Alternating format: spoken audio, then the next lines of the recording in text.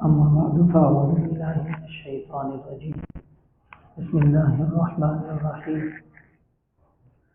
وإذ قال إبراهيم رب اجعل هذا البلد آمنا. اور یاد کریں جب کہا ابراہیم نے کہ اے رب بنا اس شہر کو امن والا، وجنبنی وبنی ان نعبد الاصنام، اور مجھے اور میری اولاد کو اس بات سے بچا کہ ہم بتوں کی عبادت کریں. ربی انہن اضللن کثیرا من الناس، اے میرے رب بے شک ان بتوں نے بہت سے انسانوں کو گمراہ کر دیا. ومن تبعنی فإنہ منی، جو میری تابعداری کرے گا وہ مجھ میں سے ہوگا. ومن عصانی فإنک غفور رحیم، اور جو میری نافرمانی کرے تو بے شک آپ اے اللہ بخشنے والے رحم کرنے والے ہیں. ربنا انی اسکنت من ذریتی بواد غیر ذی زرع عند بیتک المحرم.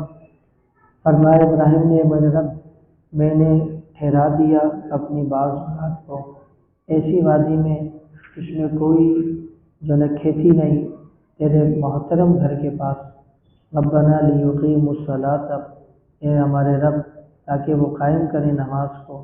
فاجعل افئدۃ من الناس، تو کر دے دل لوگوں کے تہوی الیہم کہ وہ مائل ہوں ان کی طرف. وارزقہم من الثمرات، اور تو رزق دے ان کو پھلوں میں سے. لعلہم یشکرون، تاکہ وہ شکر کریں. ربنا انک تعلم ما نخفی وما نعلن، اے ہمارے رب تو جانتا ہے جو ہم چھپائے بیٹھے ہیں اور جو ہم ظاہر کر رہے ہیں دونوں حالتوں کو. وما یخفی علی اللہ من شیء فی الارض ولا فی السماء، اور اللہ سے آسمان و زمین میں کوئی بھی چیز چھپی ہوئی نہیں ہے. الحمدللہ الذی وہب لی علی الکبر اسماعیل و اسحاق، تمام تعریف اللہ کے لیے جس نے مجھے دیا بڑھاپے میں بیٹا اسماعیل اور پھر اسحاق. ان ربی لسمیع الدعاء، بے شک میرا رب ضرور سننے والا ہے پکار کو. رب اجعلنی مقیم الصلاۃ ومن ذریتی، اے میرے رب مجھے بھی بنا قائم کرنے والا نماز کا اور میری اولاد کو بھی نماز کا قائم کرنے والا بنا. ربنا وتقبل دعا، اور یہ ہمارے رب ہماری دعا کو قبول فرما. ربنا اغفر لی ولوالدی وللمؤمنین یوم یقوم الحساب، یہ ہمارے رب بخش دے مجھے، میرے والدین کو اور اہل ایمان کو جس دن قائم ہوگا حساب و کتاب. ولا تحسبن اللہ غافلا عما یعمل الظالمون، اور تم گمان نہ کرو اللہ کو کہ وہ ظالموں کے عمل سے غافل ہے. انما یؤخرہم لیوم، اس نے ڈھیل دی ہے ان کو ایک ایسے دن تک تشخص فیہ الابصار، کہ پھٹی کی پھٹی رہ جائیں گے جس میں آنکھیں. مہطعین، دوڑے چلے جا رہے ہوں گے. مقنعی رؤوسہم، اٹھائے ہوں گے اپنے سروں کو. لا یرتد الیہم طرفہم، نہ لوٹے گی ان کی طرف نگاہ ان کی. وافئدتہم ہوا، اور ان کے دل بھی بدحواس ہوں گے. صدق اللہ العظیم وصدق رسولہ النبی الکریم، ونحن علی ذلک لمن الشاہدین والشاکرین، والحمد للہ رب العالمین. درود پاک پڑھیں. اللهم صل على محمد وعلى آل محمد كما صليت على إبراهيم وعلى آل إبراهيم إنك حميد مجيد. اللهم بارك على محمد وعلى آل محمد كما باركت على إبراهيم وعلى آل إبراهيم إنك حميد مجيد. اللهم صل على محمد في أول كلامنا، اللهم صل على محمد في أوسط كلامنا، اللهم صل على محمد في آخر كلامنا. يا رب صل وسلم دائما أبدا على حبيبك خير الخلق كلهم، هو الحبيب الذي ترجى شفاعته بكل هول من الأعمال المقتحم. سورہ ابراہیم پارہ نمبر 13 آیت نمبر 35 سے لے کر آیت نمبر 45 تک آپ نے ترجمے کے ساتھ سماعت کی. اس کے ضمن میں 2-3 باتیں اللہ ہمیں سمجھانے عمل کر کے دوسروں تک پہنچانے کی توفیق نصیب فرمائے. حضرت ابراہیم علیہ السلام کا تذکرہ چل رہا ہے، اور اس سورت کا نام بھی حضرت ابراہیم کے نام پر سورت ابراہیم ہے. موجودہ آیات کے اندر اللہ تعالیٰ نے حضرت ابراہیم علیہ السلام کی چند دعاؤں کو ذکر کیا. حضرت ابراہیم علیہ السلام کی چند دعائیں 3 دفعہ کی دعائیں ایسی ہیں جن کو خاص طور پر قرآن میں ذکر کیا اللہ نے۔ ایک تو وہ موقع جب اپنے چھوٹے سے بچے اسماعیل کو جو دودھ پیتا تھا، ان کی والدہ یعنی اپنی زوجہ حضرت حاجرہ کے ساتھ مکہ چھوڑا، بیابان میں چھوڑا، جہاں کوئی آبادی کا نام و نشان بھی نہیں تھا۔ اس موقع پر حضرت ابراہیم نے دعا کی تھی، اس کا تذکرہ بھی ہے۔ لیکن موجودہ جو آیت ہے یہ دوسرا موقع، ایک موقع پر حضرت ابراہیم علیہ السلام حضرت اسماعیل سے ملنے کے لیے آئے تھے، اور حضرت اسماعیل عمر کے بڑے حصے کو پہنچ چکے تھے اور آپ کی شادی وغیرہ بھی ہو چکی تھی۔ پھر حضرت ابراہیم یہاں سے جا رہے تھے تو اس موقع پہ پھر حضرت ابراہیم نے دعا کی تھی۔ یہاں پہ جو دعا ہے یہ اسی موقع کی دعا ذکر ہے جب حضرت اسماعیل بڑے ہو چکے تھے، اور چند دعائیں پہلے موقع کی بھی یہاں ذکر ہے۔ اور تیسری دعا حضرت ابراہیم نے جو مانگی تھی، ایک وہ ہے جو بیت اللہ کی تعمیر مکمل ہونے کے بعد مانگی تھی، اس کا تذکرہ پہلے بارے میں ہو چکا ہے۔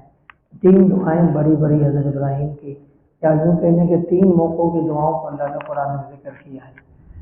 آج جو موقع ہے وہ یہی ہے جب حضرت ابراہیم نے اپنے بچوں کو یہاں چھوڑ دیا تھا اور وہ بڑے ہوئے، اور ان کو دیکھتا قبیلہ بنو جرہم کا جانے والا قافلہ وہ بھی وہاں پر آ کے منتقل ہوا، بلکہ بچپن میں ہی جب پانی کے آثار دیکھے تو یہاں قیام کیا، اور حضرت حاجرہ انہی کے ساتھ پہ رہنے لگی، اور پھر انہی میں جب حضرت اسماعیل بڑے ہوئے تو شادی ہوئی، پھر یہی قبیلہ یہاں پر آباد ہے، اس کو قبیلہ بنو جرہم کہا جاتا ہے۔ بہرحال حضرت ابراہیم علیہ السلام نے دعائیں مانگی۔ کیا دعائیں مانگی ہیں؟ اللہ تعالیٰ نے نبیوں کی دعاؤں کو ذکر قرآن میں کیا، بہت سارے نبیوں کی دعاؤں کو ذکر کیا 2 بنیادی باتیں سمجھانے کے لیے۔ ایک تو یہ کہ انبیاء بھی اللہ کے محتاج ہوتے ہیں، انبیاء بھی کس کے محتاج ہوتے ہیں؟ اللہ۔ تو جب نبی اللہ کے محتاج ہیں تو کوئی ولی فقیر ملنگ وہ اس کے بطریق اولا اللہ کا محتاج ہے، اور نبی اللہ سے مانگ رہے ہیں تو اس کا مطلب ہے کہ امت کو بھی کس سے مانگنا ہے؟ اللہ سے مانگنا۔ ہم جس سے مانگ رہے ہیں وہ تو خود محتاج ہے اللہ کا، ہم جس سے مانگ رہے ہیں وہ تو اپنے مسائل حل نہیں کر سکتا، اللہ سے مانگ رہا تو ہمارے مسائل کو کیسے حل کرے گا؟ ہے جی، اس لیے نفع نقصان کا مالک ہے، زندگی اور موت کا مالک، صحت اور بیماری کا مالک، ہر اعتبار سے وہ کون ہے؟ اللہ کی ذات۔ سمجھ گئے؟ اب لوگوں سے بات کریں جی اللہ مالک ہے، اللہ ہی کے حال ہے، اللہ نے اسباب بھی تو بنائے ہیں، ٹھیک ہے اللہ نے اسباب بنائے ہیں، لیکن ہمیں اسباب سے نہیں مانگنا، ہمیں اسباب سے نہیں مانگنا، ہم نے کس سے مانگنا ہے؟ مثال کے طور پر ہمیں نظر آ رہا ہے روشنی سورج سے نظر آ رہی ہے، روشنی سورج سے ہوتی نظر آ رہی ہے نا، لیکن سورج کو گرہن لگ جاتا ہے تو ہم سورج سے روشنی مانگتے ہیں یا اللہ سے مانگتے ہیں؟ روزانہ ہم دیکھیں صبح سورج روشنی دے رہا ہے، لیکن سورج گرہن کا اللہ کے نبی نے فرمایا 2 رکعت نفل کرو، اللہ سے مانگو، لمبی لمبی تلاوت کرو، اللہ کے سامنے رو گڑگڑاؤ۔ جی روشنی اس سے آ رہی ہے، سبب سورج ہے، لیکن جب سورج سے روشنی نہیں آئی تو ہم نے سبب کو نہیں مانگنا، ہم نے مسبب الاسباب کو مانگنا ہے۔ اسی طریقے سے دنیا میں اگر کوئی سبب بن بھی جائے تو ہم نے اس سے نہیں مانگنا، ہم نے کس سے مانگنا ہے؟ اللہ سے مانگنا۔ سمجھا نہیں بات نہیں؟ باقی آپس میں تعاون وہ ایک الگ چیز ہے، تعاون وہ الگ چیز ہے۔ حضرت موسیٰ علیہ السلام کے پیٹ میں درد ہوا اور اللہ پاک سے دعا مانگی، اللہ نے کہا کہ جاؤ فلاں جڑی بوٹی ہے وہ کھا لو، صحیح ہو جاؤ گے۔ حضرت موسیٰ علیہ السلام تشریف لے گئے، اس جڑی بوٹی کو کھایا اور حضرت موسیٰ کو صحت مل گئی، حضرت موسیٰ علیہ السلام زندگی گزارنے لگے۔ پھر کسی موقع پر اسی طرح کا اسی جگہ پیٹ میں تکلیف کا احساس ہوا، حضرت موسیٰ پھر اسی جڑی بوٹی کے پاس چلے گئے اور وہ لی اور کھایا اور طبیعت اور بگڑ گئی۔ اب اللہ تعالیٰ سے کہہ رہے ہیں یا باری تعالیٰ پہلے میں نے یہ کھائی تھی تو طبیعت صحیح ہو گئی، اب یہ جڑی بوٹی کھائی تو طبیعت خراب ہو گئی۔ اللہ نے فرمایا پہلے ہمارا حکم پورا کیا تھا، اب تم نے اپنی مرضی سے کیا۔ تو اصل تو ہمارے حکم کے اندر شفا ہے، اصل تو شفا کس کے اندر ہے؟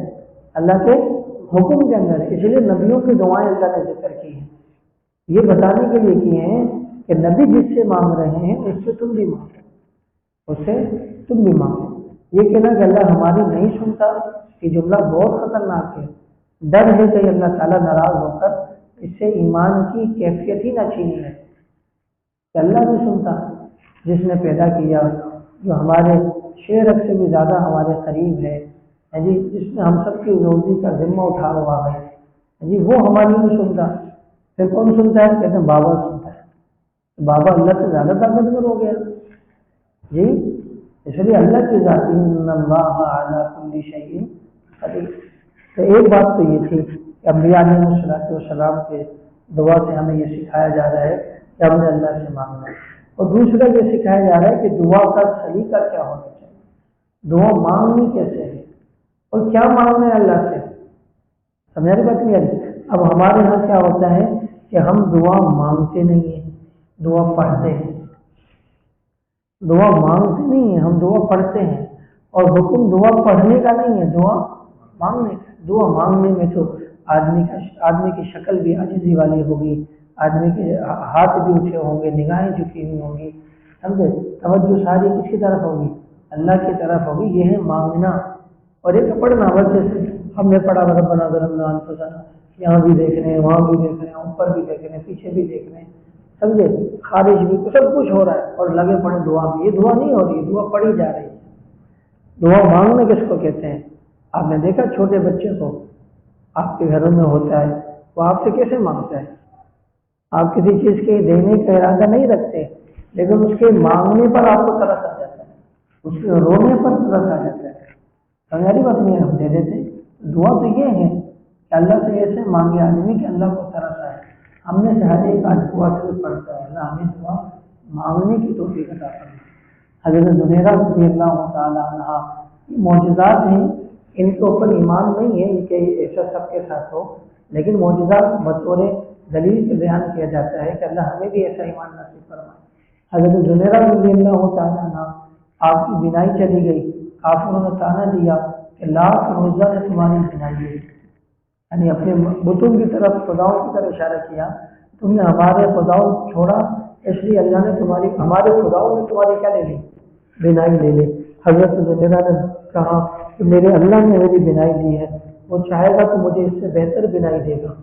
اور ایسے طرف کے ساتھ کافروں کے سامنے جملہ کہا، رات سوئیے، صبح جب اٹھی ہیں تو ان کی نگاہیں پہلے سے زیادہ تیز ہیں۔ اس لیے دعا مانگنا چاہیے، دعا مانگنا چاہیے۔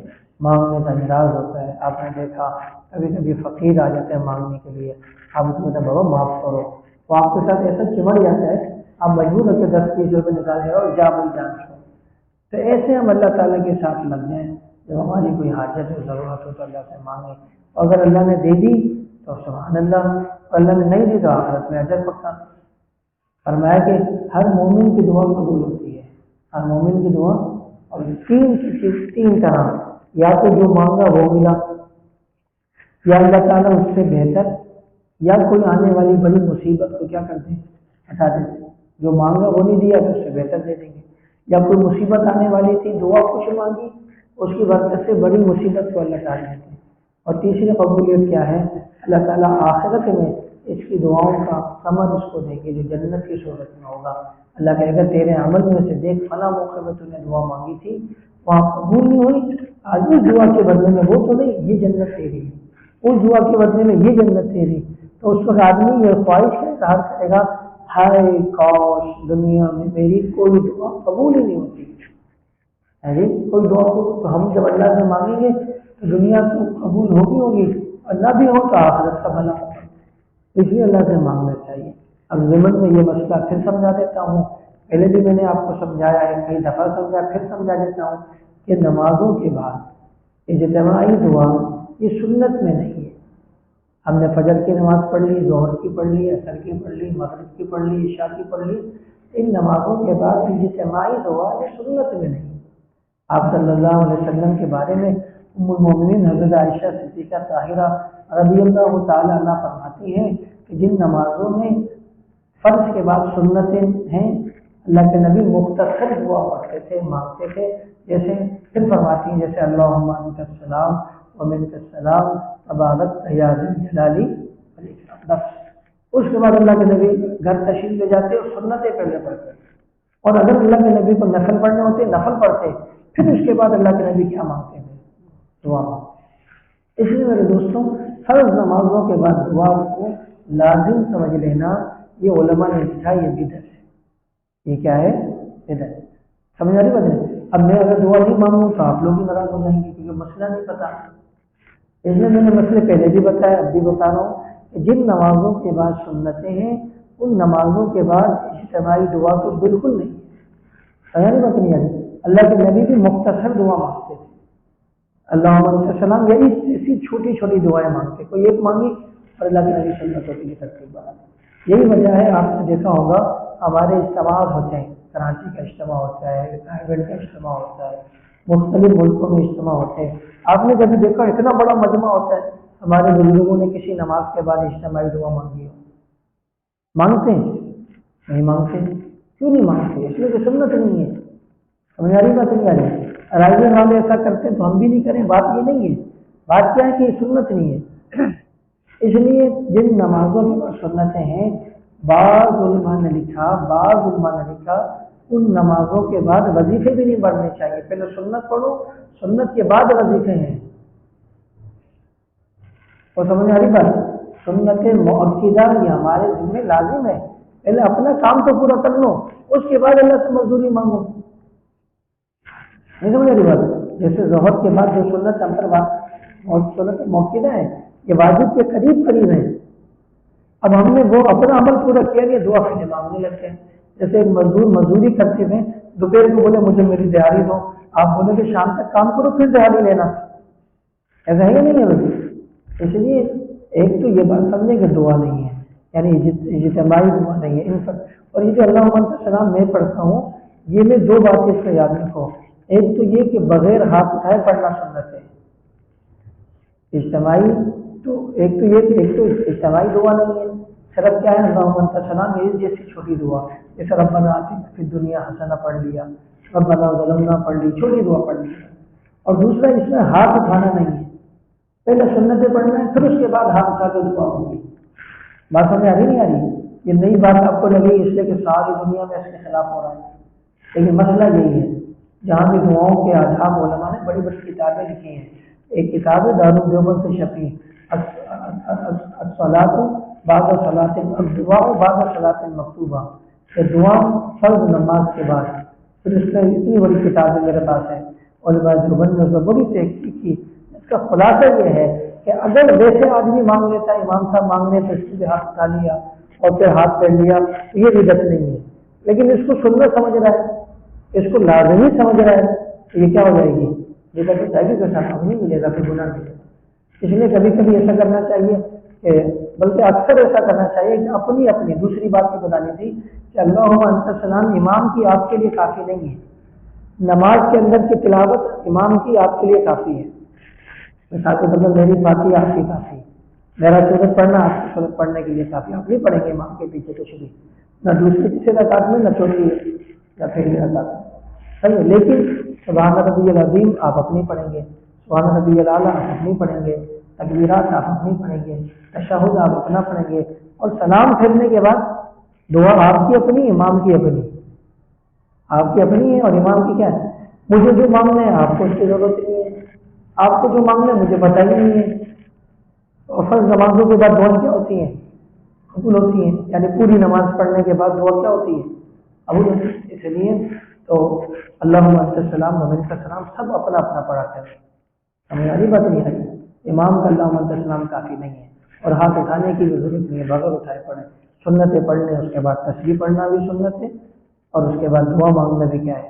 سنت ہے، پھر مانگو جتنی لمبی لمبی مانگو، اور اگر امام کے ساتھ مانگ ہی رہے تو بھائی امام نے جب دعا میں اسٹاپ کیا تو پھر آمین زور سے بولو، تاکہ یہ تو پتہ لگے کہ آپ امام کے ساتھ ہیں، پھر توجہ آپ کی ہونی چاہیے، اب دعا مانگ رہے ہیں دو اثر کے بعد آپ کو یہاں دیکھ رہا ہے، کوئی وہاں دیکھ رہا ہے، کوئی اوپر دیکھ رہا ہے، تو اس سے تو سب کی دعا میں توجہ ختم ہوتی ہے، خلل آتا ہے۔ اللہ کے نبی نماز پڑھا رہے تھے اور تلاوت میں بھول گئے، اللہ کے نبی نماز میں تلاوت میں کیا ہو گئے؟ بلکہ تلاوت میں نہیں، ایک رکعت ہی بھول گئے، ایک رکعت ہی بھول گئے اللہ کے نبی۔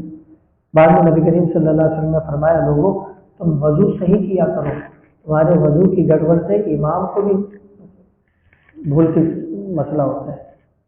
اب ہم امام پہ تو فتویٰ لگا سکتے ہیں لیکن اپنی وضو کو نہیں سوچتے کہ ہماری وضو کی درست ہوئی یا نہیں ہوئی، ہے جی، وضو کے دوران باتیں کرنے سے وسوسوں کی بیماری پیدا ہوتی ہے، یہ وسوسے آتے ہیں نا آدمی کو، اور بعض اوقات آدمی ایسے وسوسوں میں مبتلا ہوتا ہے تو اسے چین ہی نہیں ملتا، وہ بیچارہ پریشان ہو جاتا ہے۔ تو یہ وضو میں باتیں کرنا، غسل خانے میں پیشاب کرنا، سمجھ آئی بات، اس لیے وسوسے پیدا ہوتے ہیں۔ گھر کے اندر چپل پہن کے چلنا، وسوسے پیدا ہوتے ہیں۔ اس لیے اپنی بھی اصلاح کرنی ہے انشاءاللہ ہم نے، تو دعا میں مل کر آمین کہنا ہے۔ تو باقی اگر امام دعا مانگتا ہے جیسے ظہر اثر کے بعد فجر کے بعد آپ نے اگر امام کے ساتھ شمولیت کی تو آمین کہیں، اور دوسرا کبھی تو امام کے ساتھ ہی ہاتھ پھیر دیں اور کبھی امام کے بعد بھی دعا میں لگے رہیں، تاکہ یہ عمل ثابت ہو کہ آپ نے اس کو لازم نہیں سمجھا ہوا، سمجھا نہیں بات نہیں آتی۔ اس لیے نبی کریم صلی اللہ علیہ وسلم کی سنت جو ہے نا اس کو اسی طریقے سے پورا کرنا ضروری ہے جس طرح نبی نے بتلایا۔ ایک صحابی کو نبی نے دعا سکھائی اور کہا کہ بنبی کلذی ارسلتا، لفظ کیا تھے بنبی کا۔ اس صحابی سے نبی نے پوچھا دعا یاد ہو گئی؟ ہاں یا رسول اللہ سناؤ۔ انہوں نے کہا برسول کا، نبی نے کہا تھا بنبی کا، انہوں نے کہا برسول کا۔ حالانکہ رسول کا مقام نبی کا مقام سے زیادہ ہے، ہر نبی پر کتاب نہیں اترتی لیکن ہر رسول پر کتاب اترتی ہے۔ نبی کے بعد دوسرے نبی آتے ہیں تو پہلے والے نبی کی شریعت منسوخ ہو جاتی ہے، سمجھے گا؟ لیکن رسول کے بعد نبی آئے تو رسول کی شریعت منسوخ نہیں ہوتی، یہ نبی اسی رسول کی بات کو آگے لے کے جاتے ہیں۔ سمجھ آ رہی نہیں آ رہی؟ تو رسول کا مقام زیادہ ہے، نبی کا مقام بنسبت رسول سے کم ہے۔ اور نبی نے جو لفظ سکھایا نبی سکھایا بنبی جی کا، صحابی نے اس سے بڑا لفظ پڑا بے رسول ہی کا۔ اور ہمارے نبی نبی بھی ہیں اور کیا ہے رسول بھی ہیں، لیکن اللہ کے نبی ناراض ہو گئے۔ اللہ کے نبی نے کہا وہی لفظ کہو جو میں نے تمہیں سکھایا، میں رسول ہی کا نہیں کہوں بلکہ کیا کہو بے نبی ہی کا۔ پھر صحابی نے بے نبی ہی کا پڑھا، آپ صلی اللہ علیہ وسلم خوش ہو گئے۔ اللہ کے نبی الفاظ بھی آگے پیچھے کرنے کو پسند نہیں کرتے، سمجھ آ رہی بات نہیں؟ جو بھی بہت ساری باتیں ہیں، اس لیے ہم نے بھی دعا میں بھی وہی طریقہ اپنانا ہے جو نبیوں کا، جو ہمارے نبی کریم صلی اللہ علیہ وسلم کی سنت ہے۔ اس لیے امام کے ساتھ دعا مانگنا ناجائز نہیں ہے، جائز ہے، لیکن اس کو لازم سمجھنا بدعت بنا دے گا۔ کبھی امام کے ساتھ مانگے، کبھی امام پہلے مانگنے لگ جائے آپ بعد میں مانگنا شروع کریں، کبھی امام کے ساتھ ہاتھ پھیر دے، کبھی امام سے پہلے آپ اپنی دعا پوری کر کے اٹھ کے چلے جائیں، کبھی امام کے بعد تک مانگتے رہیں، تاکہ یہ مسئلہ ذہن میں رہے گا، لوگ بھی سمجھیں گے کہ بھائی یہ کیا نہیں ہے، تو لازم نہیں ہے کہ امام کے ساتھ ہی جو ہے نا۔ اسی طریقے سے میرے دوستوں بعض چیزیں ایسی ہیں جو سنت نہیں ہے، جیسے فجر کی نماز کے بعد، بعض مسجدوں میں عصر کی نماز کے بعد امام صاحب کے پاس آ کر مصافحہ کر کے پھر آدمی جاتا ہے، تو فجر کے بعد امام سے مصافحہ کرنا یہ بھی سنت نہیں ہے، ویسے ہی سنت ہے لیکن اس کو لازم نہ بنایا آدمی، کہیں ایسا نہ ہو کہ لازم سمجھنے سے یہ چیز کیا ہو جائے بدعت ہو جائے۔ کبھی ہاتھ ملا لیا کبھی نہ بھی ملا ہے جی، کبھی ہاتھ ملا لیا کبھی نہ بھی ملا ہے، اور اس کو اس نیت سے ہاتھ نہیں ملانا کہ فجر کی نماز کے بعد سنت ہے، تو بدعت ہو جائے گی، گناہ ہو جائے گا۔ سمجھ آ رہی بات نہیں آ رہی ہے؟ دیکھو 3 صحابی نبی کے پاس آئے اور تینوں صحابی بڑے، ایک حضرت علی، حضرت علی چھوٹے صحابی ہیں، ایک حضرت عثمان بن مظعون، حضرت عثمان غنی نہیں، عثمان بن مظعون، اور ایک صحابی تھے مقداد بن اسود، مقداد بن اسود، بعد میں مقداد کی جگہ دوسرے صحابی کا نام لیا، علی عثمان اور مقداد۔ اور اللہ کے نبی سے ملاقات نہیں ہوئی تو حضرت عائشہ سے ملاقات ہو گئی۔ حضرت عائشہ پردے کو حکم اس وقت تک نازل نہیں ہوئے تھے، حضرت عائشہ سے پوچھا نبی کے گھر کی عبادات بتاؤ، حضرت عائشہ نے بتایا کہ نبی اتنی عبادت کرتے ہیں۔ ان تینوں نے کہا کہ نبی تو بخشے بخشائے ہیں، ان کے لیے اتنی عبادت کافی ہے لیکن ہمیں اس سے بھی زیادہ کرنی چاہیے، انہوں نے کہا ہمیں اس سے بھی زیادہ۔ پھر تینوں نے 3 منت مانی، 3 چیزیں لازم کی۔ پہلی چیز لازم کی، ایک صحابی نے کہا کہ میں رات کو جاؤں گا، آئندہ کبھی بھی نہیں سوؤں گا رات کو، حالانکہ تہجد میں جانا ثواب ہے نا، کبھی کبھی پوری رات جاگنے بھی کیا ہے ثواب، سنت سے ثابت ہے۔ ان صحابی نے کہا کہ میں آئندہ ساری زندگی رات کو جاؤں گا، دوسرے صحابی نے کہا کہ میں نفلی روزے رکھوں گا ساری زندگی، یعنی میں نے 12 سے 12 مہینے روزے رکھنے ہیں۔ اب روزہ رکھنا نفلی بھی ثواب، 5 دن کے علاوہ باقی پورے سال روزہ رکھنا سنت ہے، جب موقع مل جائے رکھ لے آدمی۔ ایک صحابی نے کہا میں لازمی ساری زندگی بھر کیا رکھوں گا، اور ایک صحابی قوارے تھے، انہوں نے کہا میں آئندہ بھی شادی نہیں کروں گا، شادی میں بیوی بچوں میں مصروف ہو جاؤں گا، عبادت میں کمی آ جائے گی۔ تینوں نے نیت کی، اچھی نیت تھی ظاہری طور پر۔ اما عائشہ بڑی خوش ہوئی ہے ایسے امتی، جب یہ تینوں چلے گئے نبی تشریف لے آئے، اما عائشہ نے کہا ایسے ایسے علی عثمان اور مقداد آئے تھے اور یہ منت مان کے گئے.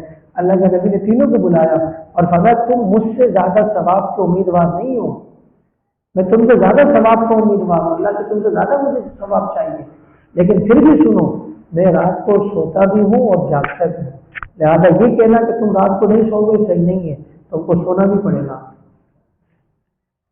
اور کہا کہ تم روزے رکھو گے تو میں روزے بھی رکھتا ہوں اور میں روزے کے بغیر بھی دن گزارتا ہوں، لہٰذا میری طریقہ میری سنت یہی ہے، اب کبھی روزے رکھو اور کبھی روزے نہ رکھو، ایک دن رکھو ایک دن نہ رکھو. اور اس شادی کو کہا جس نے تعالیٰ شادی نہیں کہا، میں نے خود شادی کی ہے تو تم نے شادی نہ کرنے کا کیوں کہا؟ اور پھر فرمایا فمن رغب عن سنتی فلیس منی، میری سنت جو توڑے گا وہ مجھ سے نہیں ہوگا. اب دیکھو کتنی بڑی بات کی نبی نے. رات کی عبادت بھی نبی کے طریقے کے خلاف نہیں ہونی چاہیے، دن کا روزہ بھی نبی کے طریقے کے خلاف نہیں ہونے چاہیے، شادی نہ کرنے کا عزم بھی نبی کے طریقے کے خلاف یہ نہیں ہونا چاہیے. تو اس لیے ہم نے بھی مسافہ کرنے میں دعا مانگنے میں وہی ترتیب رکھنی ہے جو نبی نے صحابہ کو سکھائی. اس لیے فجر کے بعد مسافہ کر لیا، کبھی نہیں کیا. پھر فجر کے بعد کے بہت سے وظیفے ہیں، سمجھ آ بات نہیں آ رہی ہے. اللہم اجرنی من النار، بغیر کسی سے بات کیے 7 مرتبہ جو فجر کے بعد پڑھے اور 7 مرتبہ مغرب کے بعد پڑھے، اللہ تعالیٰ اس کو جہنم کی آگ سے محفوظ کر دیتے ہیں. سمجھ آ رہی بات نہیں آ رہی. اسی طریقے سے بعض وظیفے ایسے ہیں جس کے بارے میں نبی نے فرمایا کہ اس کو بغیر بات کیے کرنا ہے. سمجھ آ رہی بات نہیں آ رہی. اب آپ نے آ کے سلام کیا، امام نے جواب دے دیا، وہ جو وظیفہ تھا وہ الگ رہ گیا، کیونکہ ابھی تو صرف وہ وظیفہ کرنے کا حکم ہے. سمجھ آ رہی بات نہیں آ رہی ہے جی. اس لیے کوشش یہ کرنی ہے کہ ٹھیک ہے ابھی سلام کر لیا کبھی نہ کیا، گناہ نہیں ہے. گناہ اس وقت ہوگا جب ہم اس کو لازمی سمجھیں گے. ہم نے تو کوئی بھی لازمی نہیں سمجھتا، اس لیے میں بھی ہاتھ ملا لیتا ہوں، لیکن لازمی سمجھ لیا تو یہ بھی بدعت ہو جائے گی. اللہ تعالیٰ ہمیں سنت کے مطابق معاملات کرنے کی توفیق عطا فرمائے. اس لیے علماء نے لکھا کہ جب اذان ہوتی ہے نبی نے فرمایا حدیث میں تو وہ کہو جو مؤذن کہہ رہا ہے، وہ کہو جو مؤذن کہہ رہا ہے. اب ہم کیا کرتے ہیں؟ اشہد ان محمد رسول اللہ. مؤذن یہ کہتا ہے، اللہ کے نبی کا حکم ہے تم نے بھی یہ کہنا ہے اشہد ان محمد، لیکن ہم لوگ کیا کہتے ہیں؟ صلی اللہ علیہ وسلم. نبی نے کہا کہ وہ کہو جو مؤذن کہہ رہا ہے، ہم کہتے ہیں صلی اللہ علیہ وسلم. تو غلط ہو رہا ہے، نبی کے حکم کے خلاف ہو رہا ہے. اب یہاں پہ صلی اللہ علیہ وسلم نہیں کہنا، یہاں پہ کیا کہنا ہے؟ اشہد ان محمد رسول اللہ کہنا. ہاں حی علی الصلاح حی علی الفلاح لا حول ولا قوت الا باللہ، اقام اللہ وادام قد قامت الصلاۃ کی جگہ کہنا ہے.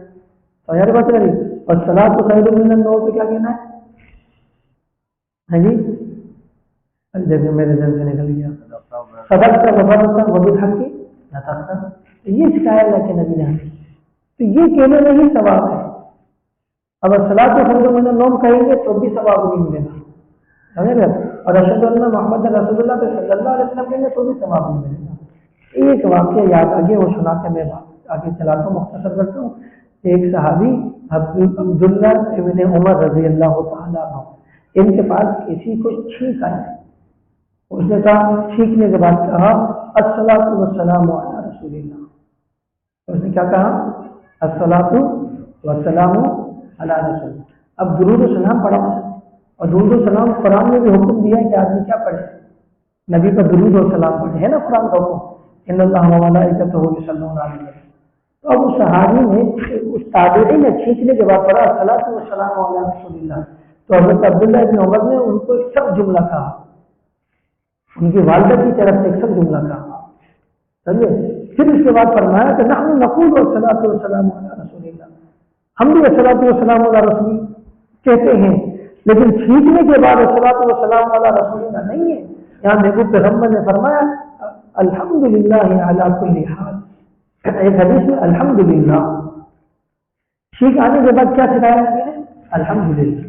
الحمدللہ علی کل حال، الحمدللہ تمام تعریف اللہ کے لیے، الحمدللہ علی کل حال، ہر حال میں تمام تعریف اس کے لیے. لیکن یہ دونوں لفظ نبی نے سکھائے ہیں. تو حضرت عبداللہ ابن عمر کہہ رہے کہ یہی کہو، اب درود و سلام نہیں کہہ سکتے تم. بات سمجھ آ رہی ہے؟ اس لیے سنت کے مطابق معاملات کرنا ہے. اور سنت یہ ہے کہ دعا اپنی اپنی ہو، سمجھا رہے ہیں؟ دعا امام کے ساتھ نہیں ہے، کبھی کبھی مانگ لیں، کبھی کبھی اپنی مانگیں، کبھی ہاتھ اٹھا کے مانگیں، کبھی بغیر ہاتھ اٹھائے مانگیں۔ البتہ پوری نماز پڑھنے کے بعد تسبیح فاطمہ بھی سنت ہے، پوری نماز پڑھنے کے بعد دعا ہاتھ اٹھا کے مانگنا بھی کیا ہے؟ سنت ہے۔ سمجھ آ رہی بات نہیں آ رہی؟ اللہ ہمیں عمل کی توفیق دے۔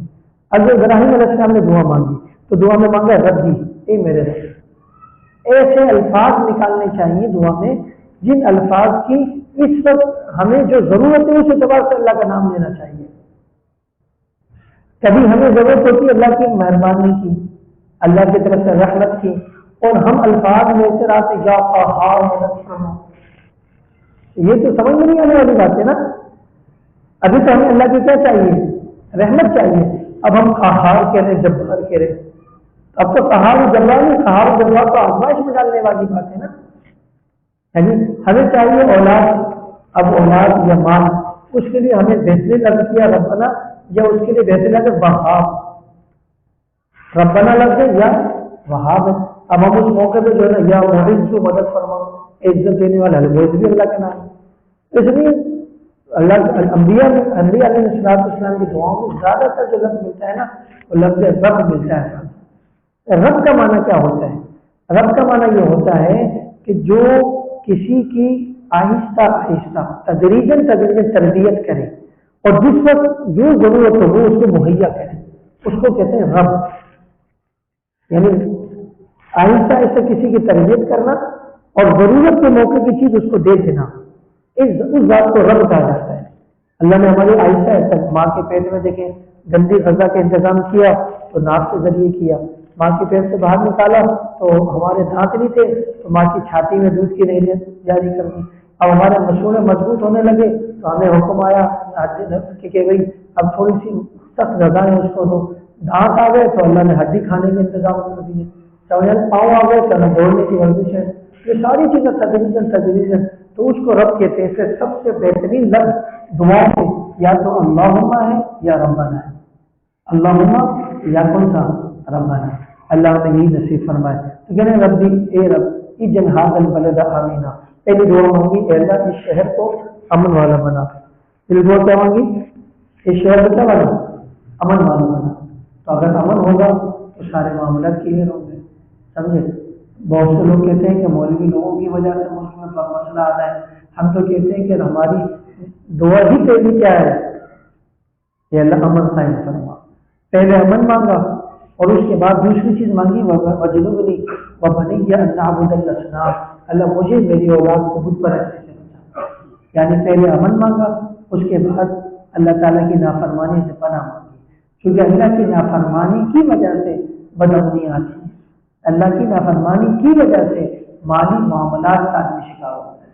پھر اس کے بعد فرمایا میرے مولا یہ جو بت پرستی کا نظام ہے اس نے بہت سے لوگوں کو گمراہ کیا۔ آگے فرمایا مولا جو میری اتباع کر لے، یعنی ابراہیم فرما رہے جو میرے پیچھے چلے وہ تو میرا ہوگا، اور جو میری نافرمانی کرے، اب آگے جملہ ہونا چاہیے تھا نا اس کو پکڑ، اس کو پھینٹی لگا، نہیں ابراہیم نے اس کا میں نے کہا مطلب جو میری اتباع کر لے وہ میرا، اس کو تو سزا نہ دے وہ میرا ہے، اور جو میری نافرمانی کرے تو اللہ کا غفور الرحیم، آپ بخشنے والے بھی ہیں رحم کرنے والے بھی ہیں۔ اب اس کو بھی ایمان کی توفیق دے کر، اب اس کو بھی توبہ کی توفیق دے کر اس کو بھی معافی کا مانگنا چاہیے۔ تو ہم نے بھی دعاؤں میں ہر ایک کے لیے نرمی کے لیے دعا مانگی، سب جملے نہ کہیں۔ ایک بزرگ کشتی میں جا رہے تھے اور دوسرے کشتی میں کچھ نوجوان جا رہے تھے، انہوں نے اس بزرگ کا مذاق اڑانا شروع کیا، آوازیں کٹنا شروع کی، تو ان کے مرید نے کہا حضرت بدعا دو، حضرت نے کہا ہاتھ اٹھاؤ، سب نے ہاتھ اٹھائے، مرید سمجھے حضرت بدعا دیں گے، تو بزرگ نے کہا یا اللہ ان کو دنیا کی خوشیاں تمہیں دی ہیں، ان کو آخرت کی خوشیاں بھی عطا کر۔ اب مرید کہہ رہا حضرت وہ آپ کو گالیاں دے رہے ہیں، برا بھلا کہہ رہے ہیں، آپ جو ہے ایسا کر رہے ہیں۔ حضرت نے فرمایا بھائی آخرت کی خوشیاں ملیں گی دنیا میں توبہ کرنے سے، یہ توبہ کر لے گا مجھے برا بھلا بھی نہیں کہے گا، نیک بھی بن جائے گا، آخرت بھی مل جائے گی، تو میں نے دعا یہی کی ہے۔ تو ایسے دعائیں مانگنی چاہیے۔ ایک آدمی نبی کریم صلی اللہ علیہ وسلم میں دعا مانگ رہے ہیں اور کہ یا اللہ مجھ پر اور محمد پر رحمت نازل فرما، یا اللہ کس پر؟ مجھ پر اور محمد پر رحمت نازل صلی اللہ علیہ وسلم۔ اللہ کے نبی نے فرمایا اللہ کی رحمت کو خاص نہ کرو، قید نہ کرو، یہ تو عام ہے، یہ نہیں کہو کہ مجھ پر محمد پر صلی اللہ علیہ وسلم، میں اللہ تمام مسلمانوں پر تمام امت پر کیا نازل فرما رحمت نازل۔